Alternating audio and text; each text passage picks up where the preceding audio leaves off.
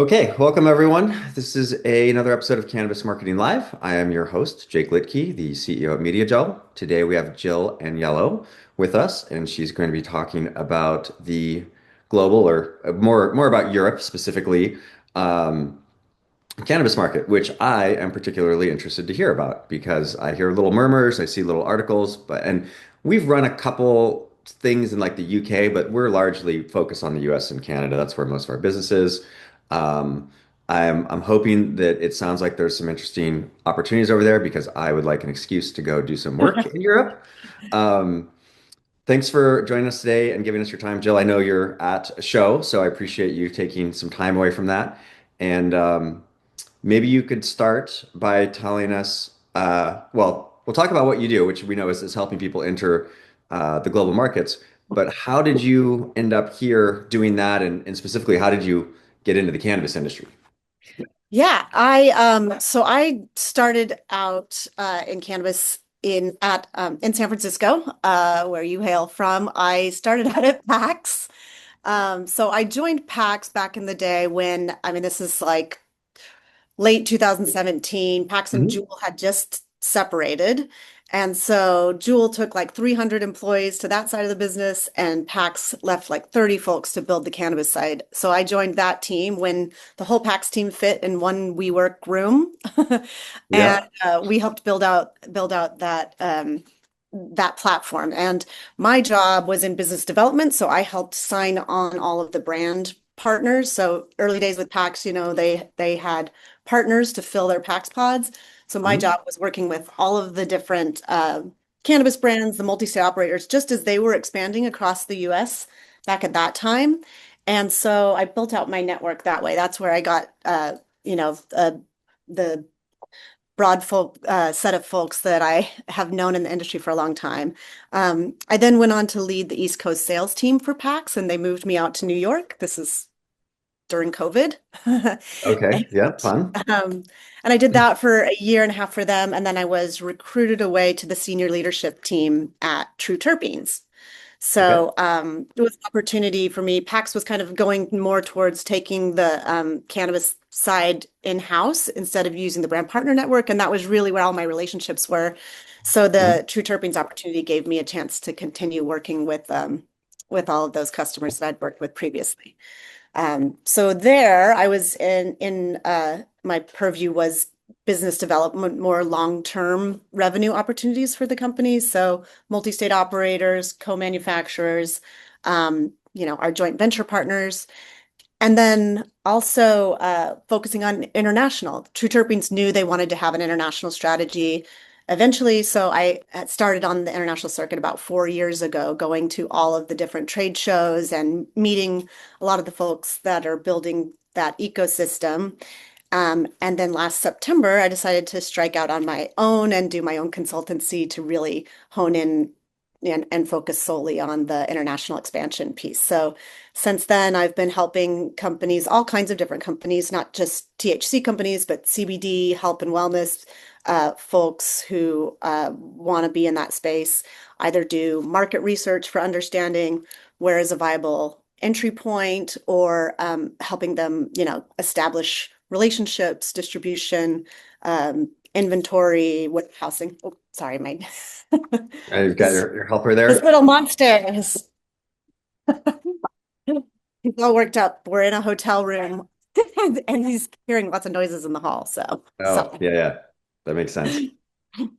Great. So this PAX, it's funny, we did an event, so this was like 2019 maybe. We did like an after party after the New West Summit. I don't know if you remember that event. But PAX was one of our like co-sponsors, and we had someone from PAX there, was there with a laser engraving machine, like engraving I still have those actually. I've got a couple of them that they engraved. Yeah, So those are kind of legendary. We've had them for, PAX has had them forever. So yeah, I've got like a million different. The coolest thing is it makes you want to not lose it because you're like, no, yeah. that's a special PAX. Yeah, exactly. That was great. That was a great marketing activation. All right, so you're out on your own, and you're helping businesses. I would like, so I've been to many cannabis conferences, but only in the US. So I've been to MJ Unpacked, which is where I think you are right now, although I haven't been to Atlantic City. MJ BizCon, variety of different, Hall of Flowers. Kind of first off, like, what is the conference scene? How is it different? And it's kind of a hard question, right? Because you have all these different countries you're going to. So I don't even know how to frame the question exactly, but maybe you can help me out Yeah. here. Yeah. Well, I would say, the trade show scene, there is a mix between like just like it is here, B2B and B2C. Yeah. And and you know, the cannabis industry is small. We all sort of overlap with each other. We see each other at all these different things, but I'd say the international cannabis community is even smaller. So the trade shows, I'd say ICBC is great for B2B. Spannabis is a great place to be so that you can see sort of what the markets look like, what the consumer looks like, where they're at in their like maturity. Hmm. Some of those kinds of things are much more like reminiscent of like early days of cannabis when people were just excited to be adjacent to anything cannabis, right? So Yeah. anything hemp related. Mary Jane has gotten very big. I mean, Mary Jane in Berlin had like 70,000 attendees. And I think Oh, that wow. that was what they had expected. And it may have even ballooned to more than that, but it's like twice as big as MJ Biz, right? But it's all of the countries coming together in Germany. So yeah, there's a lot of interesting opportunities. It's a lot like the United States. We have 50 different states, 50 different cultures and different regulatory frameworks. So uh, each one of the different conferences in different countries gives you another perspective on sort of how they're viewing it through that lens. So it's an interesting experience for sure. Yeah, I mean, that's something that I say a lot when I try to explain because we have all the compliance we have to deal with advertising, right? The laws are very different. And I say it's like operating in, well, not 50, but 35, whatever, a bunch of countries effectively because the laws are so different. But I might be exaggerating the difference, or maybe I'm not. How would you say, like, so, like, you have Florida, Pennsylvania, Minnesota, California, very different environments. What is the dichotomy that you see in Europe? Is it greater? Is it more similar? Like, what do you see? Um, I think there is a lot. Here's one really good example, and we'll go a little bit outside of Europe for this, but you know, um, Germany has fully legalized recreational cannabis there. South Africa is still working out their regulatory environment, but Germany is think like German, Swiss, Austrian scientists. They're very methodical. They're very science forward. Their approach is going to be always from the medical perspective. How do Mhm. we, make sure all of this has been carefully thought through? South Africa, right, is like the culture has had it forever. They understand cannabis. They weave it into their lives. They've always had it. And yet it's not as far along regulatory wise as where Germany has come. So it's interesting like that, right?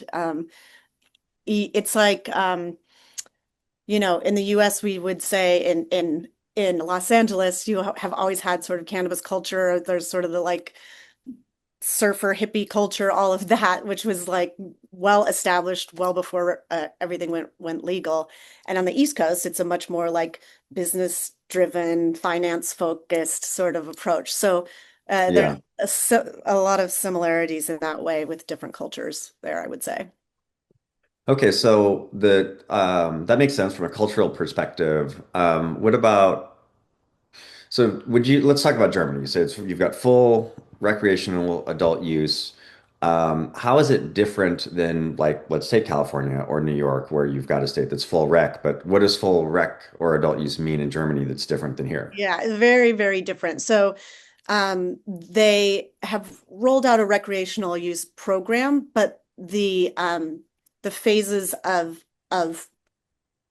unrolling, like rolling that out, are still progressing, right? So right now they just have like home grows and people are allowed to grow their own plants and do their own thing, but there's no retail channel to purchase them from.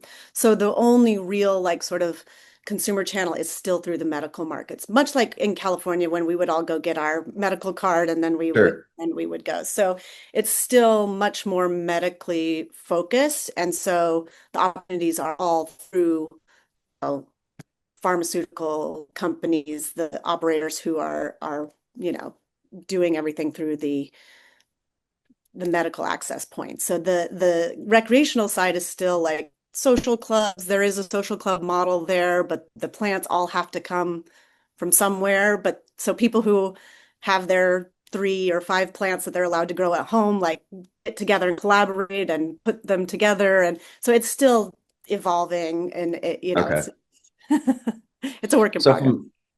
from that perspective, like what does it look like from a brand perspective in Germany? Like if you don't have the ability to create consumer brands, how does that work? Yeah, there's really not a lot of brands at the moment. I mean, it does all go through the pharmacy. I mean, that is where all of the business is taking place right now. So it's more of a pharmaceutical product than it is a recreational product. So, Curaleaf has a brand, but it's almost like if you were ordering from Pfizer or whatever, they're the Yeah. manufacturer and they're providing it but there's not, you know, the US, we're very brand centric. We're very good at putting together a splashy, sexy, sexy brand. In Germany, it's still just much more medically focused and pharmaceutical at this point. So is it from a brand perspective, is it kind of a wait and wait for the laws to change? It is. I mean, there are different pathways, I would say. I mean, if you're trying to do something where you're just trying to get brand recognition, there are a few brands like Tyson and folks who have created some edible products. And there are other markets that are playing in some of the like, the hemp derivative spaces. Some of the Eastern Bloc countries like Czech Republic and Poland are still allowing some of those products. So, if you're like dead set on getting your brand there and just having a presence to start building some momentum that way, there is a way to create products in that sense. Or, for instance, I mean, edibles and beverages in general are just really not much of a thing at all right now because they have a novel foods um, framework that basically anything that has even CBD in it is denied.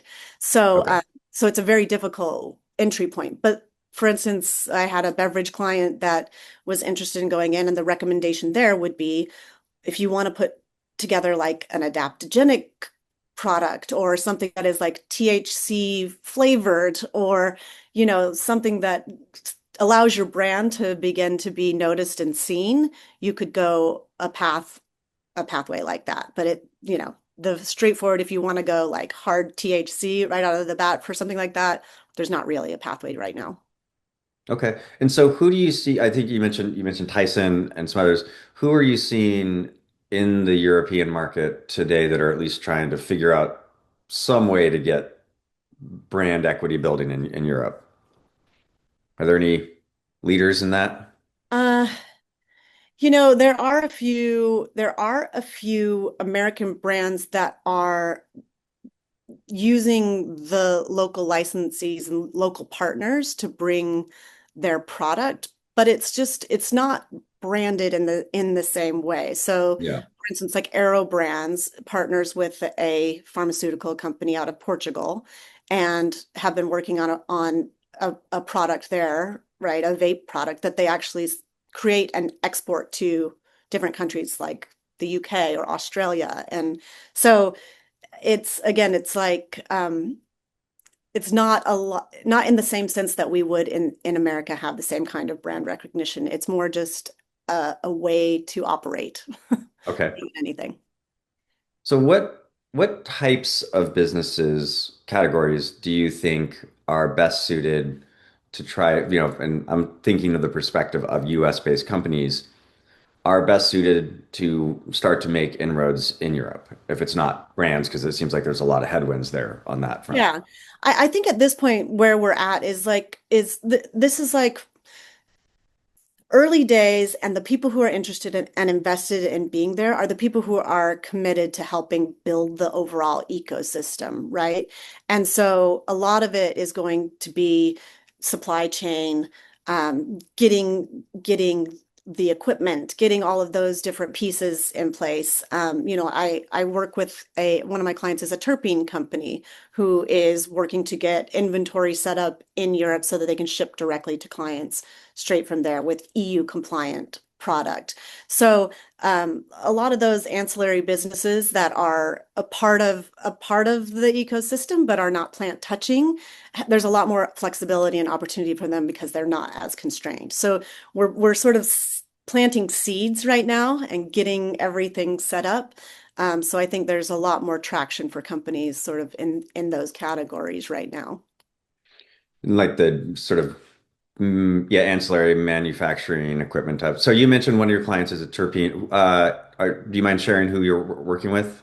Sure, I will work with extract consultants. Extract. Okay. Mhm. And so how are they? I'm not familiar with that company. So they do terpenes, and I understand what terpenes are, and I know that they put terpenes in things.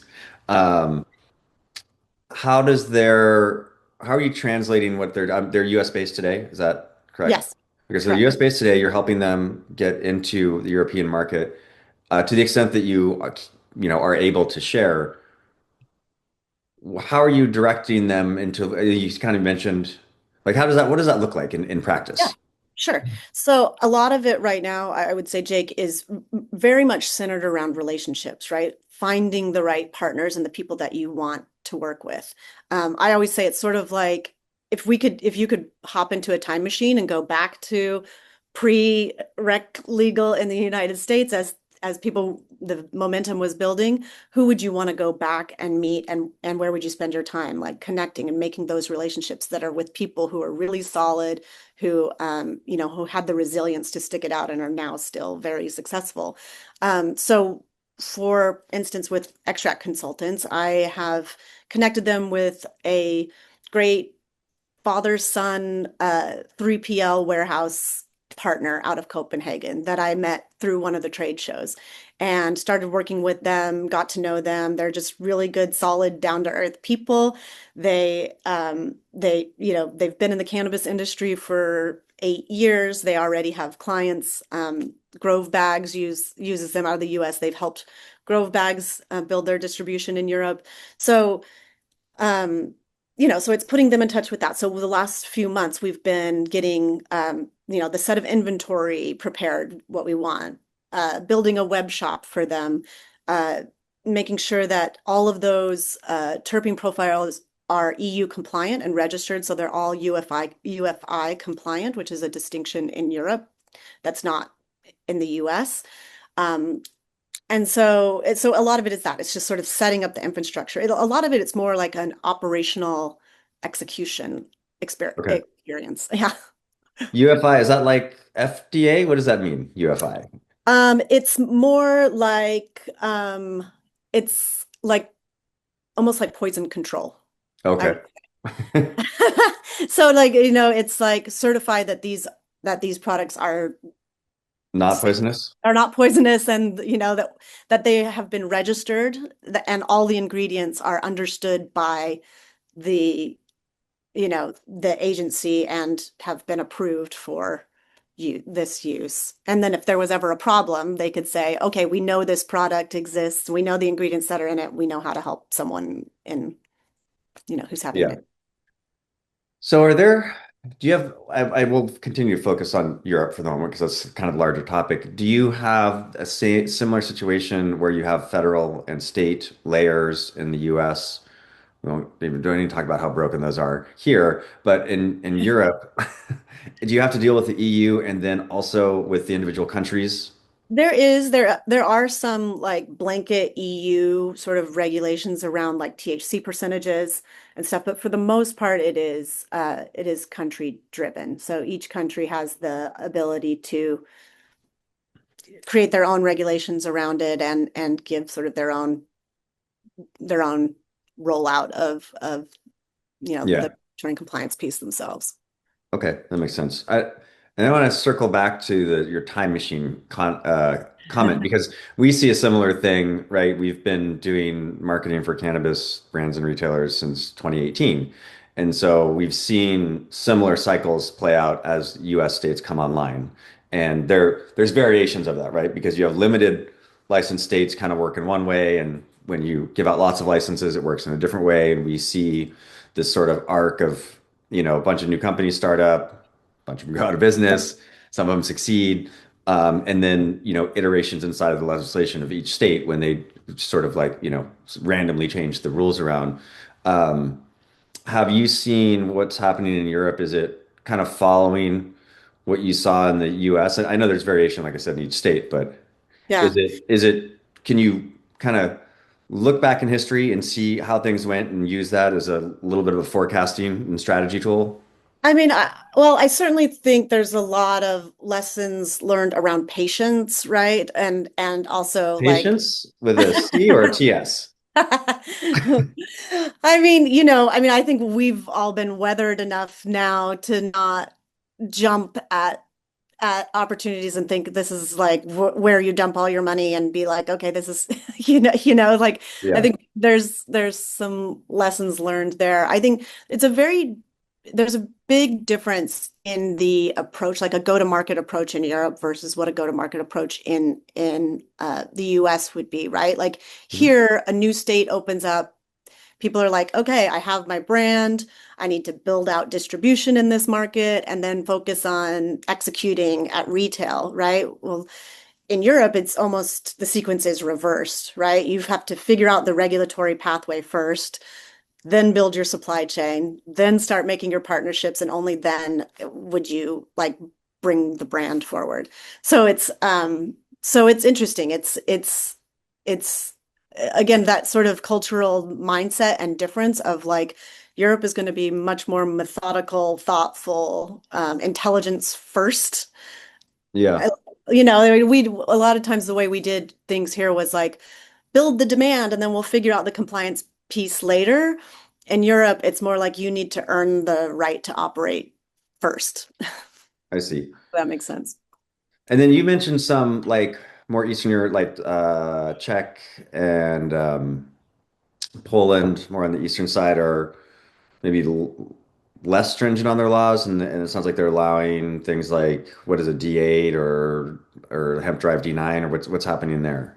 Yes, I mean, there's a whole list of, molecules that Sure. they're that they're playing in, and there are like tons and tons. If you go to Prague, just CBD, THC shops all over the place, but they're all Hmm. selling like these derivatives. So, where in most of the regulated markets like Germany, like vape doesn't really even exist there. I mean, there is in Europe, there's two medically approved devices. Curaleaf has one of them, and then Somai has one as well.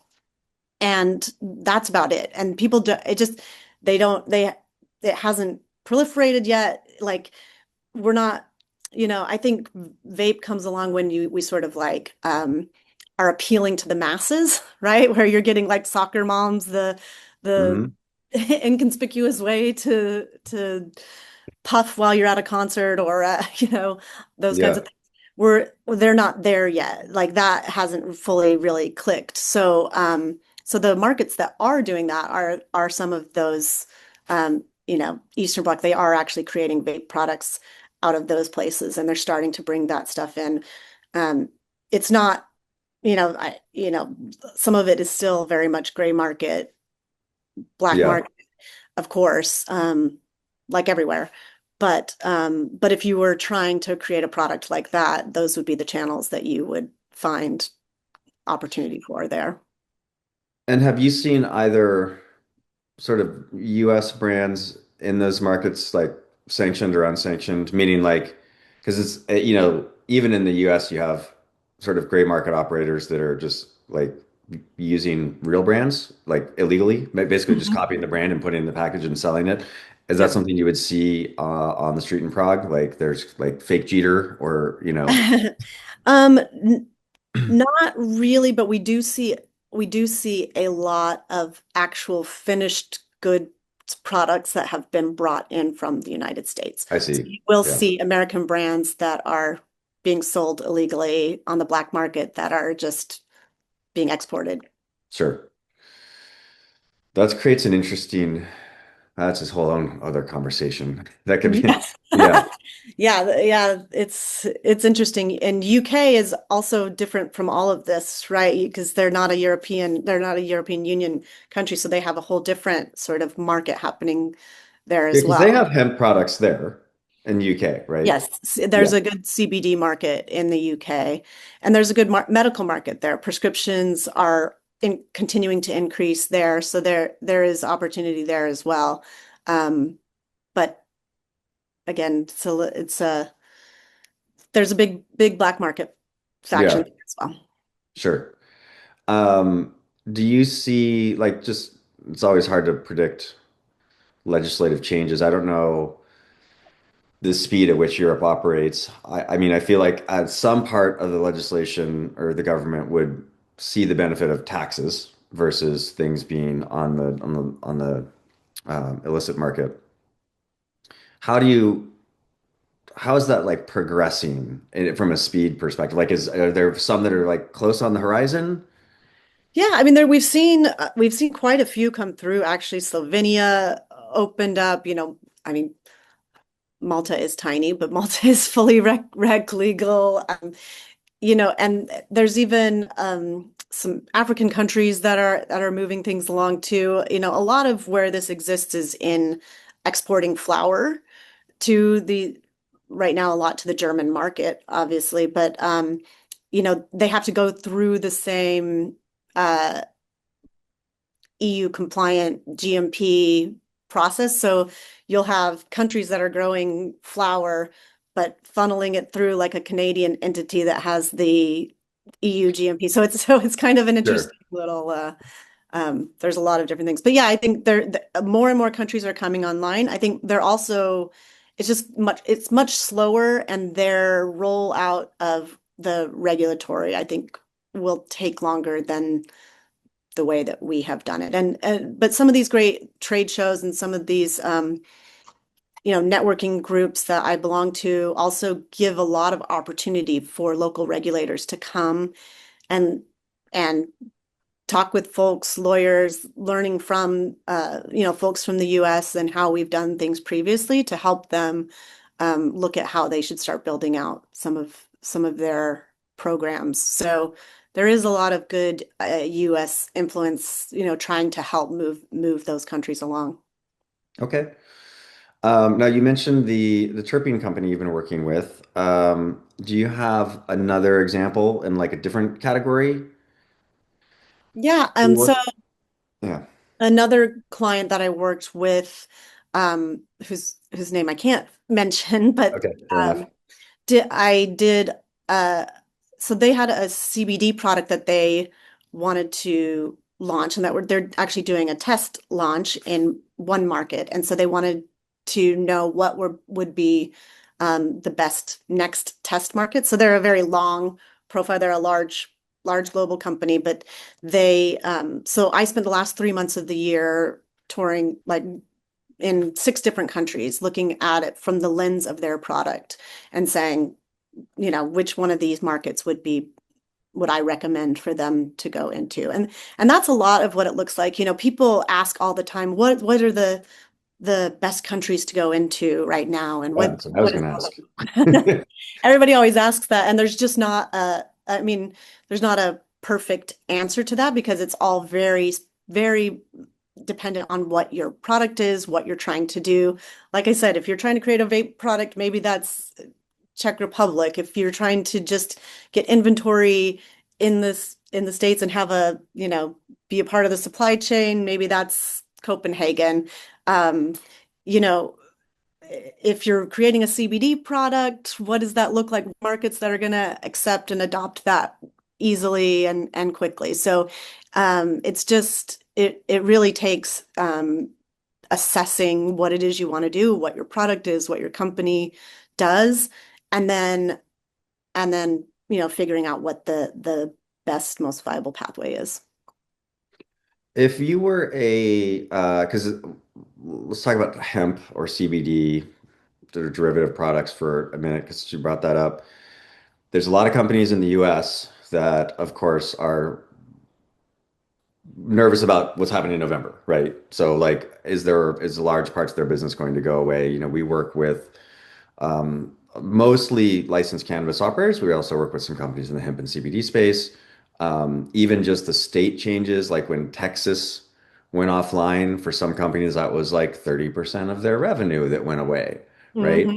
Hmm. As Hmm. and we only work with people that are operating compliant businesses, right? So Right. there are obviously people still shipping to Texas and selling products there that they shouldn't be, but that's not really our game. So um, would it be viable for someone that is concerned about losing market access in the US to go and take their brand and say, like, I'm going to go take this and put it in Prague? Um, I mean, to be honest, I wouldn't recommend that as like this is going to be your sort of saving grace, yeah. right? There's just a lot more operational complexity than I think you might expect on all of these things. Um, uh, but and then again, a lot of what's happening with the hemp industry here is in beverage or edibles, and there, like I said, there is not a pathway at all, even for a CBD edible in Europe right now. CBD in terms of food products has It's a brick wall. shut out. Yeah, right now. So if you want to do that, like I said, if you wanted to do something like that and create an adaptogenic product or bring your brand over so that you had something in market, and then at least you have a foothold while you wait for the THC regulation to catch up, you could do something like that. But otherwise you're probably operating in the gray market. Okay. Slight tangent, but I mean, psilocybin, psychedelics, what's the situation in Europe with those, such as, I mean, I know there are a few conferences taking place where they're looking at all of those things. It's not my area of expertise, so I don't have a ton of you know, perspective on what that looks like right now. But I know there yeah. are developing medical programs on all of Okay. those things. So Um, well, let's take a little detour outside of Europe for a little while because we've kind of established some of the frameworks there. What are the other countries or regions? You said there's some stuff in Africa. I seem to remember things going back and forth with Thailand. Like, what does the yep. rest of the world look like? You can kind of take that by region. Yeah, I would say so like like I said, South Africa, the culture has always been there. They're ready for like a full launch. So they are like rallying. We actually went when I was with True Terpenes, we actually went to a conference there and we partnered with a local co-manufacturer who Hmm. also did packaging. And then we had iSpire from the United States come with the hardware piece. So we basically built like a little village at this conference that was like, if you're launching a brand, come here. We're sort of your one-stop shop for all of the pieces that you're going to need to build that. And they were much more further along in that path, right? Like everybody's sort of like accepted it and understands it and is ready to like build out what they need to build. Now the regulations need to follow. Um, but a lot of the other places, Thailand, that there's a lot of exporting of flour and product that's going to Germany through Thailand. North Macedonia, same. Um, you know, the vape market in Australia has been very strong. Like I said, people are creating product out of Portugal and shipping it to Australia. Also, Japan has a pretty big vape and CBD market taking place. So there's a lot of action happening all over the place. The majority of what I have focused on and the majority of my relationships are in Europe, but there people from all over the world come to all of these different trade shows and conferences. So you do, by nature get a lot of exposure to a lot of what's going on around the world as well. And Latin America too, a ton going on there, but also just not an area that I have spent a ton of time focused on. So that's kind of a next step for me. I just met quite a few um, interesting people at ICBC who I'm going to start diving into the Latin American side of things and learning more there. Yeah. Food's good. So it's nice place to visit. Always a bonus. Yeah. So ICBC is where exactly? What city is that in? In Berlin. It is in Berlin. Okay. Yeah, Berlin's great. Copenhagen, you mentioned a couple times. I like the Copenhagen airport. That's one of like the best airports, I think. Yeah. Yeah. Yeah. Okay. Copenhagen. So, when you see people wanting to invest time, energy, money into, and we can go back to talking about Europe, where do you see people go like astray of what you would suggest? Like where they're putting too much investment in certain things and not others? Like what are some cautionary tales? Yeah. I mean, again, it sort of depends on what perspective you're coming from, but I'd say three big ones are probably hiring local teams before they have a pathway and have figured out what you have. It's like there's no need to do any of that. Okay. And investing in branding before you've actually figured out what the distribution is going to be. And then I think also like being like painting too broad, going at it too broadly, like you should really start targeting some markets and focusing in on those. You'll and not spending money elsewhere. So, I think I said this before, it's really like intelligence before infrastructure. So Okay. focus there. Um, and I would put money more towards like regulatory mapping, learning your partners, doing diligence, understanding who you might be working with, focusing on targeted markets that you want to look at and spending some time there first before you start really putting money into it. That And sounds like not the fun stuff. yeah, I know. That's the thing. I think everybody wants to come and do all the fun stuff right away, but it's it's much more in the building the ecosystem thing. That's my one big advice I would say is that if you're really interested in this, if you're going to get involved now, you really need to be somebody who wants to be a part of building it with everyone else, right? Like, I think one of the things that's exciting about it is like you go there and there's still like that gleam in people's eye, that cannabis gleam that we once had Yeah. long ago, before we were sort of beaten down. And so it's really exciting and fun to see like a more vital Yeah. like group of people who are excited and they're still like connected to the purpose and the passion for the plant and all of those things. So if you're one of these passionate people who feels strongly about Europe and you love, you love traveling to Europe and you want to spend time there, like those are all like sort of the emotional investment. Being able to come and bring that is like where the market is at. They need strong like people who are going to help build the ecosystem, not people who are just there to be like, how do I grab my cash and make the most out of this? Yeah, that makes sense. So it's really, yeah, and I remember the now looking back, maybe somewhat naive optimism that everyone had. That said, there are obviously there's successes in the industry in the US for sure. There are people that are making money and successful. There's certainly a lot of people that have had their soul crushed by the realities of how things have gone. But it is a real business, and there are people that are successful, and there are people that are growing brands. How recently have you been in Europe? When was the last show or event or So I was just so not last week, the week before that, I think I was at ICBC and Spannabis. So I started out in Switzerland for a little personal Yeah. trip first, and then flew to Berlin, spent 4 days at ICBC, then flew to Bilbao, Spain, and did Spannabis. So just a couple weeks, got a couple weeks, Yeah. and then I'll be in Amsterdam and London in 2 weeks from now. Okay. Without getting too far astray in the realm of politics, I'm curious as to, there's some strained international relations happening sort of globally right now. And the American government maybe isn't as or less popular in some places as it might have been. Uh, has that impacted the conversations that you've been having? Because you're an American coming into Europe talking to people. It's sort of intellectual curiosity. Like, Yeah, no, I mean, people always ask about this. I mean, I think within the industry, there's just like everybody knows that we kind of share a bond within the industry of like we're the yeah. ones who are willing to fight it out. So there's less of that.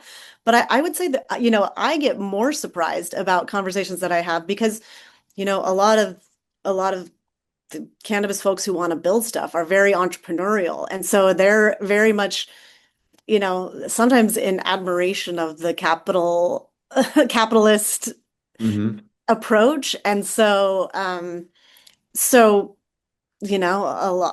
lot of times I end up having sitting at a table where I'm kind of shocked by the like their appreciation for the American approach. Um, All right. you know, Yeah, without it's been taking a little away. while since I was in Europe. And the last time I was at Cannes Nice. for Cannes Lion, which is it's the advertising kind of international. I think it's called a Festival of Creativity, but really it's like the global advertising. They give out awards. You can actually win like a trophy. It's called the Lion. So it's a picture Cool. of, it's like a lion statue, and it's kind of like the Oscars sort of. Yeah. Um, I did a similar thing, which is like, yeah, I just go a little early, hang out in Italy for a little bit before you go to that. But it feels somewhat like you're a novelty item in a zoo where people are like, "Oh, you're from the U. Let me ask you some questions. Like, what's going on over there?" Yeah, exactly. What is melting down over there? Yeah. Yeah, you get a little bit of that for sure, but yeah, like I said, in the cannabis industry, everybody's kind of heads down, focused on what we're trying to create. So it's less. Okay. So for ICBC or Spannabis, for the most recent iterations of those that you've attended, what were the most common themes that people were talking about? Yeah, well, I would say so. ICBC is much more B2B. Mhm. So I would say this was one of the most exciting ICBCs yet. There was just really, versus years past, there's been a lot of like speculative conversation and like, oh, Europe is opening, kind of, what could we do here, sort of thing. This year it was much more like grounded in like real conversations around like what's the pathway, what is the partnership we need to do. I saw like just in general fewer sort of hype driven conversations and more of a focus on like the compliance, the distribution, the partnerships, and asking more like practical questions of like, okay, what's the next step, um and like how do we operate inside what's already open, right? And that seems like a really healthy shift for that market to like start moving. It was fun to get to see my colleagues and friends there getting a lot more yeses this year, I would say. People are starting to put their money where their mouth is and they're ready to make some moves. So that's cool. That is always it's encouraging. It's been in a few different industries over the years and been to many conferences and there's cycles to the industries, and we've definitely seen, I remember this is many years ago, this is before cannabis, but I remember being on a plane with someone, flying from the Bay Area to Vegas. I think we're CES, and ended up chatting with this gentleman, and he was all super excited about what he was going to go do, and I ended up being on the same flight with him back, and he was like completely deflated because Like deflated. just Oh, because like he wasn't able to connect with anyone. They thought, a lot of people go to shows and think they're going to find the people that they want on the floor, which can happen. yeah, um, but more often than not, a lot of the people that you want to find they're not there, right? They're right. somewhere else in a conference room somewhere, or hidden away. That's why it's good to hire someone like me Yeah. who can help you navigate those relationships and start introducing you to some of the players who are serious and some of the folks who are well known and trusted. Like one of the best parts about doing my own consultancy thing is that I get to help people that I really like and I get to connect them with people that I really like. So that's one of the most rewarding parts about it, I think. Is there something at either of these or any of the conferences you go to, like for example, MJ Biz in Las Vegas? I do go to Vegas every year. I haven't actually been on the conference floor though in a long time. I pretty much just go to the Cosmo and hang out there Okay. because everyone eventually makes it to the Chandelier Bar at some point. So, Same. um, Like pull up a bar stool and just like have a stack of business cards ready to go. yeah. So, like, what if I go to ICBC, ICBC, Mhm. which hotel or bar? Which do you have like inside? Like, which What's ones the do you bar? go to? Yeah. Well, so Alex Rogers has done a very good job of coordinating ICBC so that it's in a location that's pretty remote. Like Okay. it's not close to the city. And then the conference has, the is in a hotel. And Okay. so the majority of folks stay at the hotel. And so the lobby of that hotel becomes the lobby of the Cosmo for for a lot of Okay. that networking that takes place. There are, however, though, like now that the groups are starting to form and we're getting more and more familiar with one another, there's a lot more sort of offsite dinners and fun things happening and some sort of regular places that we've that we've gone into. I'm a big foodie, so I'm not eating conference food all weekend long. So I'm one of these people who every city that I go to, I've got reservations lined up because I hate nothing more than like wandering the streets of Berlin late. Everybody's tired and you see a restaurant you want to go into, but you didn't make a reservation and then you end up eating like, street food, which, Yeah. has its own It has, application. it does have its own application. Yeah. But yeah. What about Spannabis? Is there any insider tips on where people Well, congregate? so that's an interesting one because for years and years and years, Spannabis was in Barcelona. Yeah. Um, and so it was, it did have a lot of, so people would go to all the different social clubs. So the social Mhm. clubs would be hosting a lot of the different events around town, which Yep. happens in Berlin as well. Shout out to the social clubs there as well. But eh, now it's in Bilbao. This was the first year in Bilbao. So it kind of threw the whole conference for a little bit of a loop. So that's not quite as well established yet, I'd say. But Mary Jane is also in Berlin. I think, I mean, that's another big one. Honestly, Spannabis is a little more, like we were saying, B2C and a little more, Okay. you want to Or go like Hall of sort of Flowers, kind of. more like Hall of Flowers. And like, you know what? I don't know if you remember this at all. This is like a way like throwback, but like Hemp Fest back in the day was like a place where it was just like, oh, you'd go and there'd be like tons of like Rastafari like stuff. Okay. Oh, like And Emerald like, Cup yeah, or things like that where people are just like, uh, it's the people who are like super into weed or who haven't had culture. Yeah. a place, the culture, a place to like go. So it's a slightly different kind of conference. For like the B2B stuff, it's like Cannabis Europa, it's ICBC. Alex Rogers also runs a group called Tallman House, and it's like a C-suite networking group that helps companies with investment. They run like almost like a sharks, you can get up and pitch, Oh yeah. and then you've Everybody got likes that format. That's yeah. that.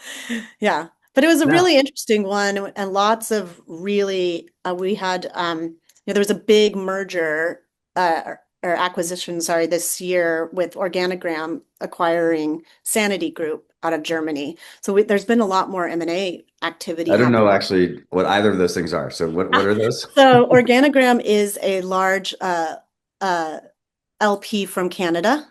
Okay. And has been one of the main ones in Canada for a long time. They acquired a pharmaceutical company out of Germany, who has been producing cannabis products. So big merger. It was like $230 million deal. Oh Um, wow. but that was also really interesting and insightful to look at and to hear how they navigated that conversation and that negotiation, because it's not like any other industry, right? Where you would say, our company, here's EBITDA, it's worth 10x what that would be. It's, in cannabis, there's real risk factors and regulatory constraints.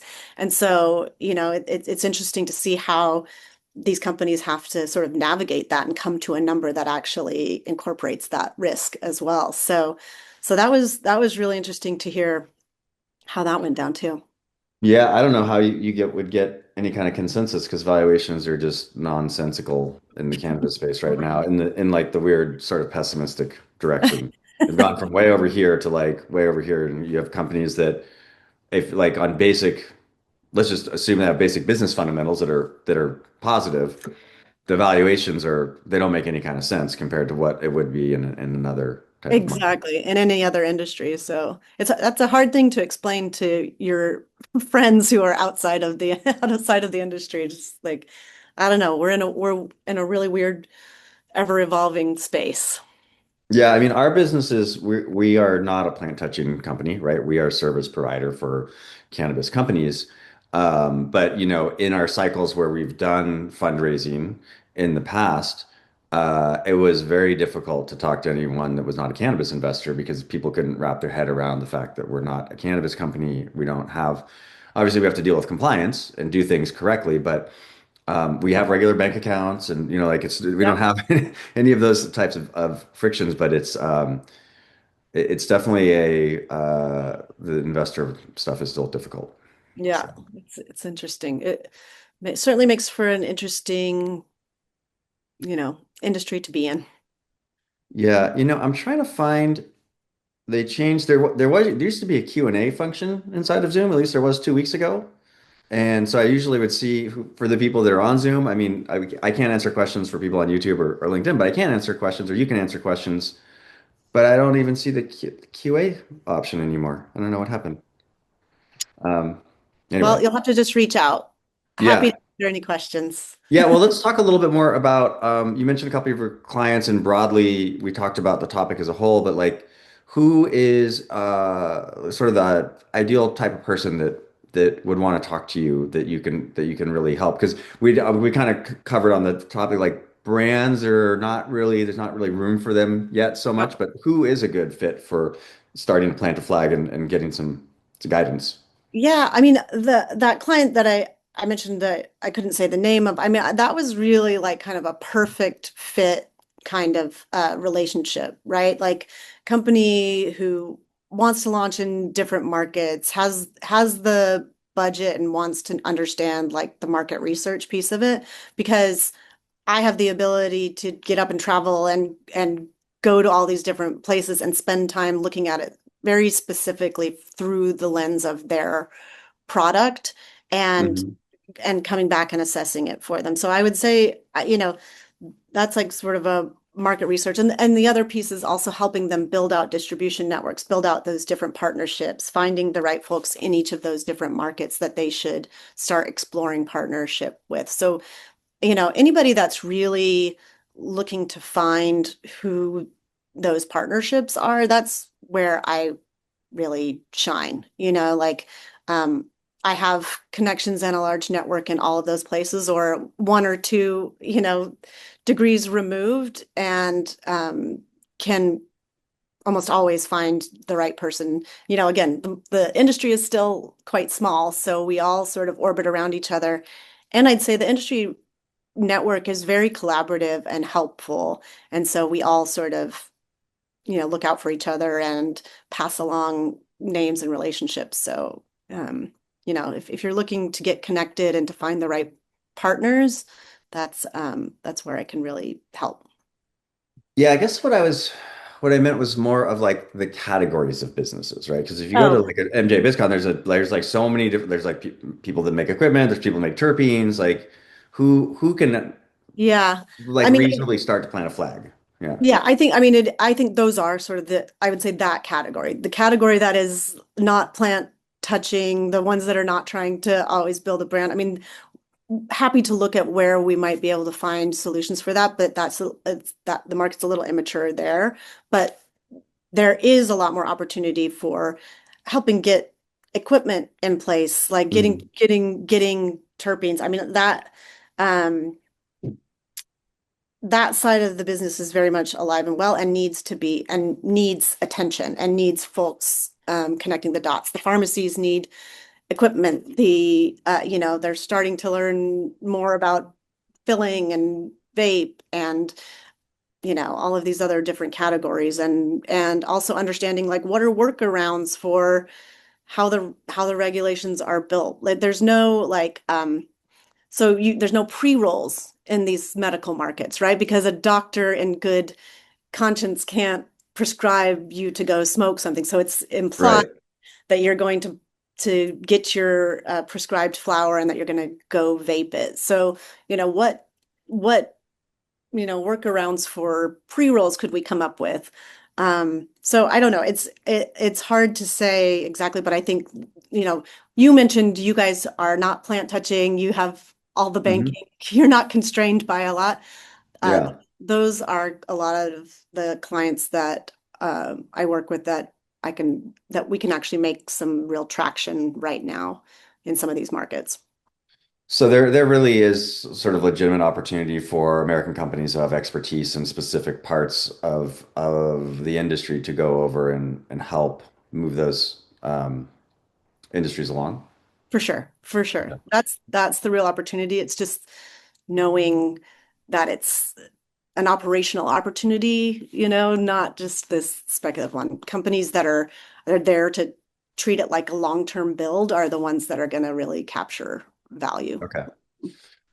Great. Well, opportunity is not always exciting, I know in the way that you would. Yeah. it's not the super exciting news you want to hear that like Europe is open, everybody go get a beret and a big Yeah. bag and meet me there. But Perfect. but it's moving and you just have to have the patience and the resilience to stick with it. All right. Well, we're just about up on time here. Actually, I don't even know let's talk about how people can contact you. What is the name of your entity? I know you're Jill, but I'm Jill Agnello. So the entity is called JA Global Consulting. Mhm. Um, you can find us on our website is jaglobalconsulting.com. LinkedIn, feel free to DM me there. Happy to talk all things, even if you just have questions, and just wanna chat about what's going on in Europe as well. And it's JA. It's not JA Global Consulting because It's that's JA. don't.